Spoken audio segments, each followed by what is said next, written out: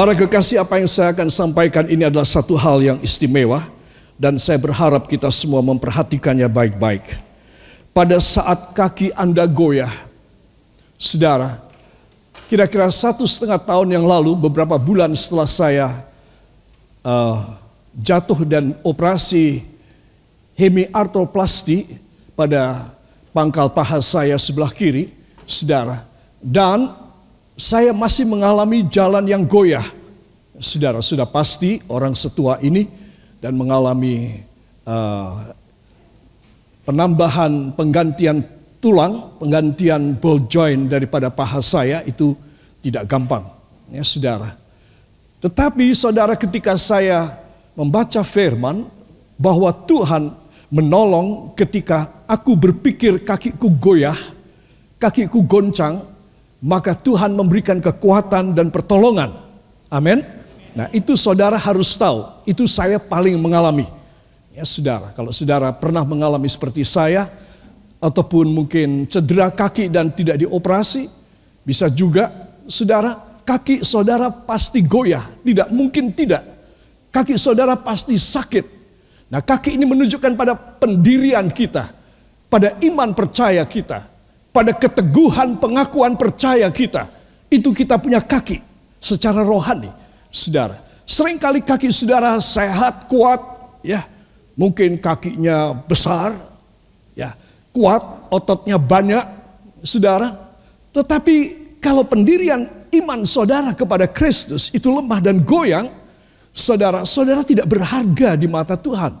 Ya, saya tidak berharga di mata Tuhan. Itu sebab pendirian kita itu yang penting yang kita harus perhatiin, saudara. Bukan kakinya kita ketika kita baca ayatnya sebentar, tetapi pendirian rohani kita. Katakan, pendirian rohani saya tidak boleh goyah.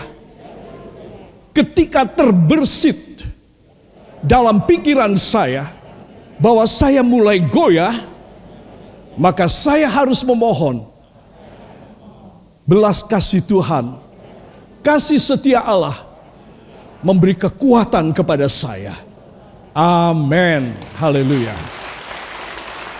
Pada saat kaki Anda goyah, saudara, nah ini merupakan sesuatu hal yang penting di dalam hidup kita. Maka kasih setia Tuhan akan menyokong aku. Demikian kata ayat yang kita akan baca dari Mazmur 94 ayat 18. Dan nanti ayat 19 kita mendapat pelajaran yang kedua. Jadi sekaligus pagi ini ada 2 pelajaran akan saya sampaikan. Mari kita akan membuka Alkitab kita dalam Mazmur 94 ayat yang ke-18 dan ayat yang ke-19. 1, 2. Ketika aku berpikir kakiku goyang, maka kasih setiamu ya Tuhan menyokong aku. Apabila bertambah banyak pikiran dalam batinku, penghiburanmu menyenangkan jiwaku. Amin. Saudara, 2 ayat ini kelihatannya tidak bersambung, tetapi kedua-duanya menjadi pelajaran yang istimewa. Yang pertama 18, kaki yang goyang. 19, apabila aku banyak pikiran. Saudara, tidak ada satu orang yang normal tidak banyak pikiran pada zaman ini. Saudara, mungkin pada zaman saya kecil pikirannya cuma sedikit. Ya, orang tua saya, papi mami saya cuma berpikir sedikit hal. Karena kesusahannya cuma sedikit. Tuntutan hidupnya dan perkembangan zamannya masih kuno, saudara. Nah, sekarang kita menghadapi anak-anak yang masih muda dan remaja, bahkan anak-anak kecil, sudah harus menghadapi banyak pikiran, saudara. Dan ini pastilah tanpa pertolongan dari Tuhan Yesus dan Roh Kudus, dari sejak anak-anak kecil sudah akan stres. Dan mungkin mereka akan mempunyai bibit-bibit putus asa dan nekat dalam hidup mereka. Karena banyak pikiran dari sejak kecil. Itu anak-anak kecil kita sekarang, saudara. Itu sebab di sini kita melihat ayat 19 itu luar biasa. Nanti saya akan sampaikan. Semoga cukup waktunya. Apabila bertambah banyak pikiran dalam batinku, penghiburanmu, katakan penghiburan Tuhan Yesus, yaitu firman Allah, akan menyenangkan jiwa saya. Yang percaya beri tepuk tangan bagi dia. Haleluya. Itu sebab anak-anak Tuhan perhatikan, dalam pelajaran ini saya ingin mengajak semua saudara memperhatikan perkara-perkara yang besar dalam hidupnya. Saudara melihat pria ini yang goyang dan perlu dipapah, perlu dipegang supaya dia tidak goyah, saudara. Nah, ayat tadi mengatakan ketika aku berpikir, baru kepikiran, saudara. Ketika aku berpikir, kakiku goyah, maka kasih setiamu Tuhan menyokong aku, saudara. Apa maksudnya? Kita tidak boleh goyah. Tuhan penuh dengan kasih. Bukan ketika kita terjatuh dalam jurang atau lembah yang dalam saja. Bukan ketika kita menabrak dinding yang tebal dan kuat di depan kita, yaitu kemustahilan saja. Dia sangat care dengan kita. Bahkan ketika saudara dan saya masih kepikiran, sedang kepikir, sedang kroso. Aku kok kayaknya goyah ini ya. Kakiku kok goyang ya kelihatannya. Ketika saudara lagi berpikir bahwa saudara tidak mampu. Ketika saudara berpikir saudara bakal jatuh ataupun terpeleset ataupun tergeletak. Maka kasih setia Tuhan, katakan, maka kasih setia Tuhan akan segera menguatkan saya. Amin. Itu sebab saya sekali lagi tekankan, walaupun barangkali kaki saudara hebat sekali, saudara, tendangan saudara luar biasa barangkali, saudara, karena masih normal, tetapi yang dimaksud dengan kaki goyah adalah pendirian kita, saudara, kestabilan hidup kita, saudara. Banyak orang tercapai cita-citanya, dia sudah berhasil mencapai cita-citanya, tetapi kakinya goyang, saudara. Nah, kalau kaki goyang, bagaimana dia bisa stabil, bagaimana dia bisa mendapat dan menikmati? Itu sebab Alkitab mengatakan, tidak ada kehidupan yang bahagia, tidak ada kemenangan, tidak ada sukacita di luar Kristus. Itu benar, saudara. Orang berusaha untuk apa? Mengutamakan dapat uang lebih banyak, mendapatkan jabatan kedudukan lebih tinggi, mendapatkan teman dan followers lebih banyak. Karena itu merupakan kebanggaan mereka, saudara yang kekasih. Tetapi kalau kakinya goyang, saudara, maka itu tidak berarti apapun. Mungkin saudara berkata, masa demikian? Enggak usah dicoba. Percaya deh sama firman. Katakan, saya percaya deh. Ayo, dehnya mana? Saya percaya deh pada firman Tuhan. Firman ini ya dan amin. Saya harus mempercayainya. Saya tidak perlu membuktikan dan mencari buktinya. Otomatis Allah Bapa memenuhi janjinya seperti yang saya percayai. Amin. Haleluya. Banyak orang mau coba-coba. Apakah iya ya? Jangan-jangan enggak. Percuma, Tuhan mungkin cuma mengelabui kita, atau pendeta cuma mungkin berkata bohong kepada kita. Saudara, engkau tidak perlu mencari buktinya. Otomatis Tuhan memenuhkan perjanjiannya di dalam hidup Anda. Itu otomatis. Itu sebab saudara dan saya jangan buang waktu dan energi untuk kurang percaya. Saudara, banyak orang berhasil tetapi kakinya goyang. Saudara, apa untungnya? Saudara, apa untungnya? Tidak ada untung, rugi besar. Itu sebab kaki pendirian kita kepada Kristus harus kuat. Katakan, harus kuat. Tolong tengok ke samping, kanan atau kiri, katakan, pendirian kita kepada Kristus harus kuat.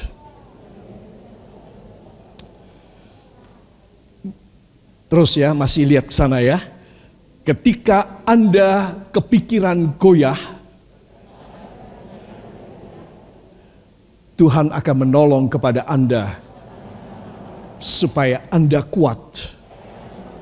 Beri tepuk tangan pada haleluya.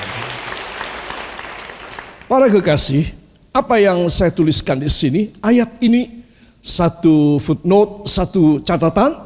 Ayat ini tak berlaku bagi pikiran yang angkuh, sombong, tinggi hati, keras hati.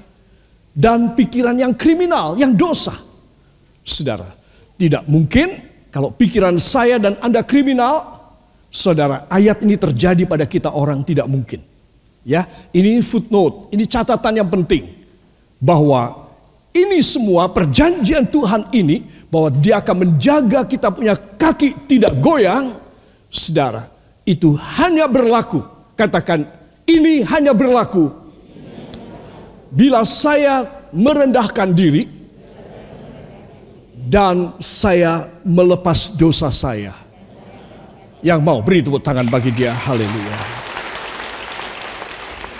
Para kekasih, itu sebab saya ingin mengajak semua saudara memperhatikan ilustrasi gambar ini bisa berlaku untuk 3 peristiwa, 3 kejadian, yaitu seorang wanita yang dalam keadaan terlunta-lunta, sudah tua dan sakit berat, datang kepada Tuhan Yesus, baik meminta pertolongan untuk dirinya sendiri maupun untuk anaknya di rumah yang sakit. Jadi gambar ini, ilustrasi gambar ini, lukisan ini bisa terjadi pada 3 kejadian yang ditulis dalam kitab Injil, saudara. Seperti misalnya Maria dari Baitani, ketika dia datang kepada Tuhan dengan memberikan minyak narwastu yang sejati seharga 300 dinar, atau upah 300 hari kerja seorang pria yang kuat dan sehat dan tidak pernah absen.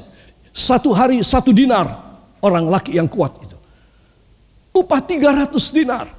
Saudara, dia belanjakan untuk membeli 1 botol parfum yang kecil, yang asli, saudara, dan yang botolnya dari marmer, dan dia mengurapi kaki Yesus dan kepala Yesus.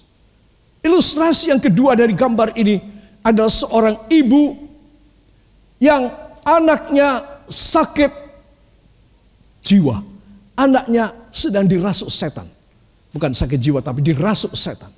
Saudara, sehingga anaknya menjadi bisu dan ngamuk-ngamuk. Anak perempuan, bayangin, saudara. Dan dia minta kepada Tuhan Yesus, ibu Sirofenisian ini minta kepada Yesus supaya menyembuhkan anaknya. Saudara, tetapi apa jawab Yesus ketika dia berteriak-teriak minta tolong kepada Yesus dan mengikuti rombongan Yesus? Hai perempuan, aku dikirim hanya untuk orang-orang Israel saja. Saudara, Tuhan tahu bahwa ini orang kafir secara agama Yahudi. Tetapi perkataan Tuhan yang keras ini, saudara, itu memberi pelajaran supaya ini tercatat di Injil. Dan seluruh dunia boleh tahu isi hati daripada dia. Kalau dia mengucapkan kata-kata yang keras itu, saudara, dan Tuhan juga masih menambahkan, tidak pantas roti di meja, dari meja tuannya, dilempar kepada anjing di bawah. Saudara, kayak apa? Dia punya kedudukan, dia punya kondisi standar ekonomi yang miskin. Udah begitu kena kata-kata yang begitu keras dari Tuhan Yesus. Saya tidak bisa bayangkan dan saya tidak mau membayangkan sakitnya kayak apa. Tetapi apa jawab wanita ini? Benar Tuhan. Tetapi anjing di bawah meja tuannya itu menjilat remah-remah. Menjilat remah-remah pretelan yang jatuh dari meja tuannya. Coba. Yesus mulai tersenyum. Dan dia berkata, engkau wanita yang hebat. Imanmu besar sekali. Terjadilah kepadamu seperti yang kau kehendaki. Beri tepuk tangan bagi dia. Ini wanita luar biasa, saudara. Sehingga walaupun dia dihina, makanya saya bilang ayat itu tidak berlaku untuk orang yang angkuh. Tapi hanya berlaku bagi orang yang rendah hati. Katakan amin. Itu sebab kalau Anda dan saya menghadapi sesuatu persoalan yang berat, saudara, jangan pernah menolak firman. Jangan keras hati. In every problem or mischiefs in your life, you just surrender to the Lord. And you have to humble yourself. Because not one that boasting before the Lord will and should receive the helping hands of Jesus Christ. Never and it never be. Itu sebab Anda dan saya harus menunjukkan kerendahan hati kita kepada Tuhan. Seperti wanita yang saya baru ceritakan ini. Dan dia mendapatkan, saudara, dan dia mendapatkan pujian dari Tuhan. Hai ibu, besar sekali imanmu. Ya, itu peristiwa yang kedua. Peristiwa yang ketiga, seorang wanita yang sakit blooding 12 tahun.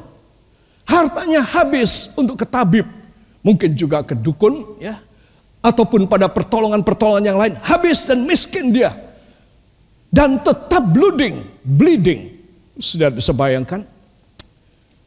Tubuhnya ini hanya kerangka tulang yang dibungkus oleh kulit saja.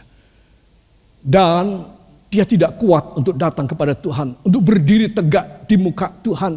Dan dia juga malu hati, dan dia juga tidak pede sama sekali dengan keadaan fisiknya yang jelek sekali. Seperti mayat hidup. Itu sebab apa yang dia putuskan? Aku mau merangkak saja. Aku mau merangkak saja. Dan aku mau menjamah jubah Tuhan Yesus. Katakan, jubah Tuhan Yesus. Yang harus dijamah oleh ibu ini. Ya, heran ya saudara. Di antara kita saya yakin, saya pun tidak punya pikiran bahwa kalau saya dalam keadaan fisik yang demikian rusak dan demikian defisit, saya masih punya satu cara. Kalau saya tidak bisa jalan tegak, kalau saya malu hati ketemu muka dengan muka, dilihat oleh ratusan orang di sekitar saya dan di sekitar Yesus, maka masih ada cara. Katakan, masih ada cara untuk menerima pertolongan Bapa, yaitu merangkak, merendahkan diri. Haleluya. Not one single person in this place or outside over there, wherever you are, that you have or you once thought in your brain, in your thinking, that if you have not any ways to come before the Lord, and you so many things that hinder you, and you shy to face Him face to face, then not one single person amongst us that we have another planning, crawling, merangkak, crawling to come to Jesus Christ. But this woman has already do it. And it does work. Dan itu benar-benar mempunyai sesuatu hasil. Yaitu dia disembuhkan pada waktu itu. Tidak punya pikiran, saya pun tidak. Saya yakin tidak ada seorang jenius punya pikiran demikian. Ya udahlah, kalau aku memang aku tidak boleh malu kalau aku mau minta pertolongan Yesus. Gimana caranya aku harus datang? Tetapi wanita ini lihai sekali. Dia merangkak di bawah kaki orang-orang. Mungkin orang, ada apa ini? Ya. Tetapi dia datang di belakang Tuhan Yesus. Dia punya iman ketika aku menjamah jubah Yesus. Kuasanya akan mengalir masuk di dalam hidupku. Katakan, dan itu terjadi. Siapakah di antara kita yang mempunyai sesuatu hambatan untuk datang kepada Tuhan Yesus? Siapakah di antara kita yang merasa bahwa kita sudah tidak ada jalan dan cara bagaimana aku bisa dapat pertolongan? Coba pakai teknik dan cara daripada ibu ini. Saudara bisa bayangkan, hanya seorang wanita yang bisa membayangkan betapa lemahnya dan betapa putus asanya bila bleeding 12 tahun. Hanya wanita yang bisa bayangkan. Dan dokter kandungannya bisa bayangkan. Pria tidak bisa bayangkan. Saudara. Dan itu dia lakukan karena dia tahu aku tidak bisa berdiri dengan tegak. Karena kakiku goyah, aku tidak punya tenaga. HB-ku rendah sekali. Aku tidak punya darah yang cukup untuk berdiri, kakiku goyah. Ya udah, aku tak merangkak saja. Aku mau datang kepada Yesus. Aku percaya, kalau bukan tangannya menjamah kepada kepalaku, maka kalau aku menjamah dan aku pegang klaim jubah baju Yesus yang paling bawah, sekalipun, katakan sekalipun, akan penuh kuasa. Dan itu terjadi. Amin. Haleluya. Saudara, dan gambar ilustrasi ini ada pada 3 peristiwa yang besar yang saya ceritakan secara singkat kepada Anda. Ayo, jangan ada hambatan apapun untuk datang kepada Tuhan Yesus. It is a very moment for each one of person, of human being, that not yet knowing God as his or her Savior. It is a very moment to come to Jesus. Just as you are. Seperti apa engkau adanya. Tidak perlu ditutupin. Apa adanya saudara datang kepada Tuhan. Saya percaya. Apa yang ada dalam benak pikiran saudara. Kegoyahan saudara. Kemustahilan saudara. Dan ketidakmampuan saya. Semua ada pada pribadi Yesus Kristus. Dan kalau Anda datang kepadanya, Anda mendengarkan firman dengan senap hati, saya yakinkan Anda, memang kuasanya bagi Anda saat ini. Para kekasih, inilah ilustrasi dari gambar ini. Untuk kasus-kasus yang mustahil, untuk cacat celah dan dosa kita orang. Saudara, seperti wanita dari Betani itu, yaitu Maria Magdalena. Dia datang kepada Tuhan Yesus karena dia merasa, aku seorang WTS, aku seorang yang sangat kotor. Aku tidak layak datang kepada Tuhan. Aku minta dia menyucikan aku. Saudara, Tuhan tahu loh, siapa aja yang datang kepadanya momen apapun Tuhan tahu. Suatu hari, satu malam ketika Yesus dan murid-murid sudah tidur, datanglah seorang Farisi yang bernama Nikodemus. Coba, Nikodemus tidak memperkenalkan dan mengulurkan tangan, berjabatan tangan dan berkenalan dengan Yesus. Yesus tahu siapa orang ini. Ini orang pemimpin agama Yahudi, ini ahli Taurat, ini ngerti kitab nabi-nabi. Itu sebab Yesus menyambut dia dan dia berkata, Nikodemus, kalau engkau tidak lahir kembali, kau tidak dilahirkan kembali, Nikodemus, engkau tidak bisa masuk dalam sorga. Yesus to the point tahu karena ini orang ahli, seorang teolog agama Yahudi. Teolog agama Yahudi. Langsung aja Tuhan Yesus, ketika Nikodemus bertanya, apa yang aku harus perbuat supaya aku mewarisi sorga? Yesus langsung bilang, seolah-olah dia bilang, semua teologimu itu percuma kalau engkau tidak dilahirkan kembali. Nikodemus berkata, Tuhan, guru, rabi, apakah aku harus masuk ke kandungan ibuku kembali? Aku sudah tua dan ibuku sudah tidak ada. Bagaimana aku dilahirkan kembali? Yesus bersabda, kalau engkau tidak dilahirkan kembali dari air dan roh, maka engkau tidak akan ada keselamatan. Wah, itu menjadi kepikiran bagi Nikodemus. Dan Tuhan memberi jalan bahwa kelahiran kembali berarti baptisan air. Saudara yang kekasih, itu sebab saya ingin mengajak semua saudara untuk memperhatikan Yesus Maha Tahu. Katakan, Tuhan Yesus Maha Tahu. Apa keadaan saya? Jadi saya harus datang kepadanya seperti apa adanya. Yang mau beri tepuk tangan bagi dia.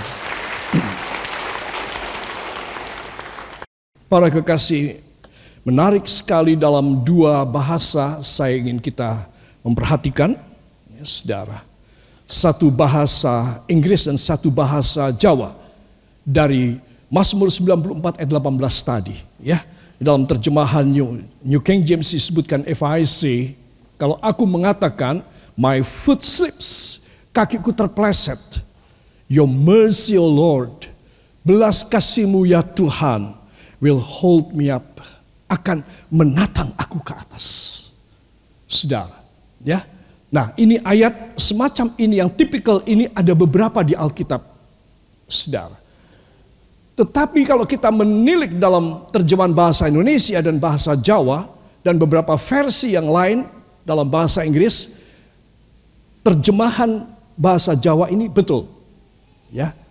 Mari kita akan baca. 1, 2. Nalika tuwuh gagasan kawula, aku arep tiba, sih kasetyan paduka.